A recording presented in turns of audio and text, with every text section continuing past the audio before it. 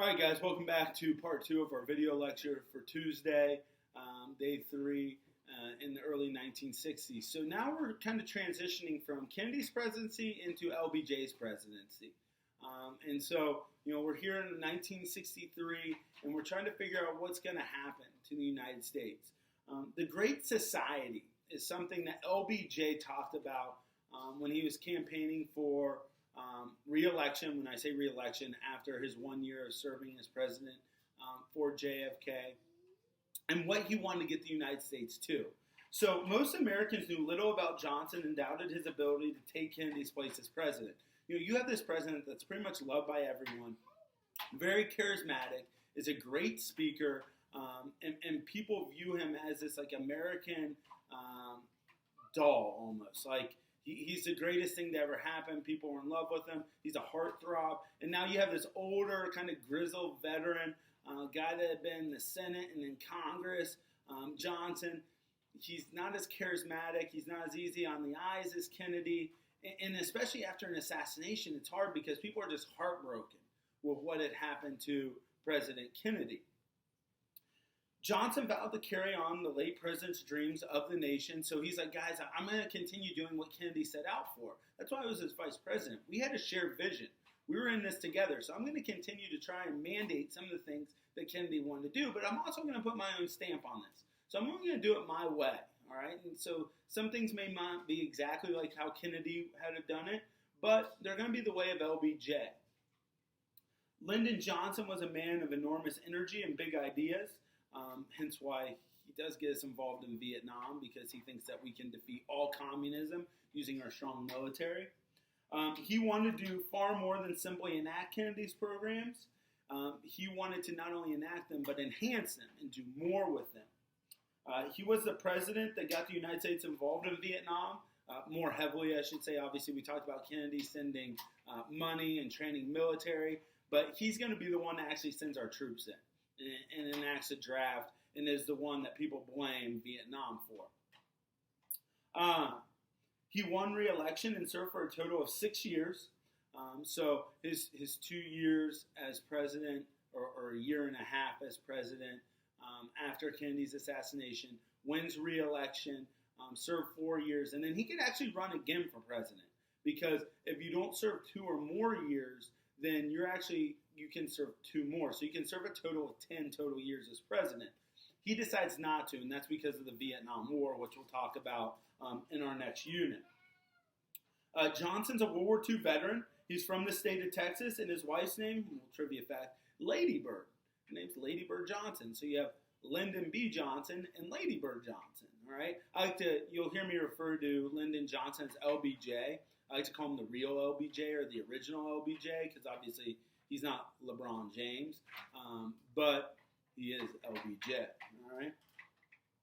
So the two views that we have heading into what Johnson's going to have to deal with during his presidency. You have the liberal view, which is expanding the government to promote well-being.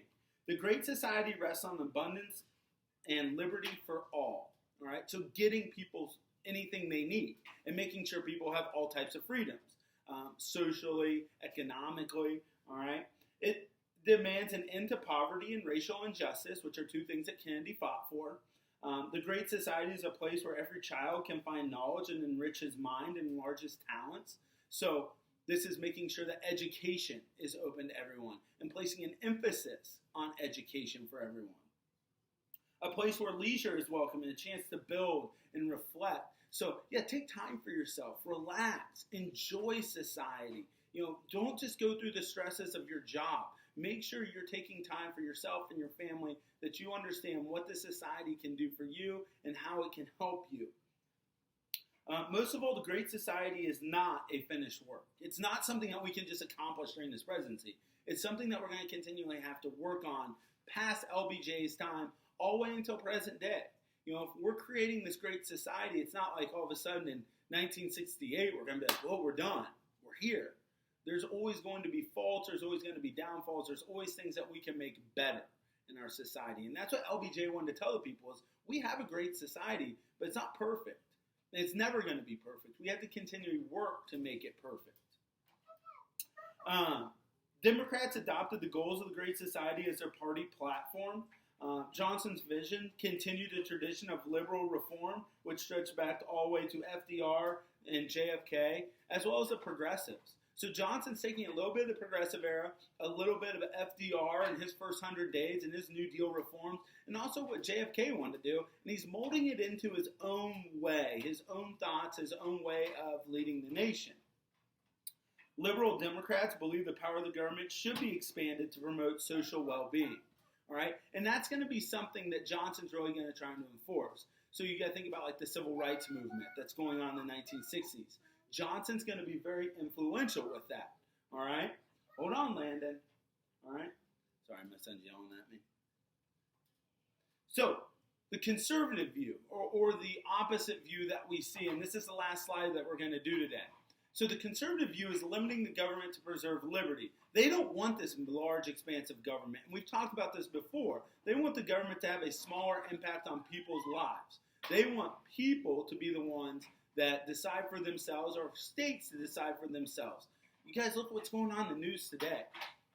You know, with states opening back up and talk of liberate. You saw President Trump put out tweets like liberate Virginia, liberate Michigan, liberate Minnesota. And so you have this call and this conservative view of, hey, it's up to the people. Allow the people to decide if they want to reopen their states during this quarantine. Now, that goes against some of what the doctors and stuff like that are saying, but this is that conservative view. So you're getting to experience it right now and how some conservatives view the world.